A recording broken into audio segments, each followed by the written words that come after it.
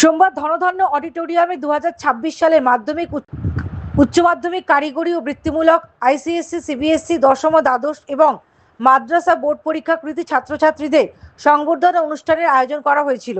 সেখানে উপস্থিত ছিলেন মুখ্যমন্ত্রী শুভেন্দু অধিকারী থেকে রাজ্য বিজেপি সভাপতি শ্রমিক ভট্টাচার্য।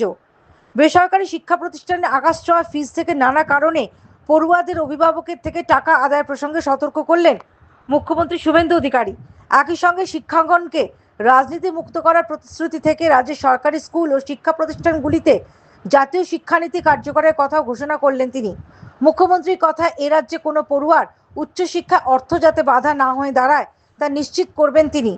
মুখ্যমন্ত্রী বলেন, বন্ধ থাকা বিবেকানন্দ মেরিট স্কলারশিপ যোজনা সোমবার থেকেই চালু হয়েছে। তিনি বলেন, আজই ক্যাবিনেট সিদ্ধান্ত নিয়েছে সমস্ত ধর্মীয় ভাতা বন্ধ করে বিবেকানন্দ মেরিট স্কলারশিপ যোজনা চালু করবে। ওই অর্থে আমাদের অর্থনৈতিকভাবে দুর্বল সমস্ত ছাত্রছাত্রীকে সাহায্য করা হবে। আধুনিক শিক্ষার ক্ষেত্রে অর্থ কোনো বাধা হয়ে দাঁড়াবে না।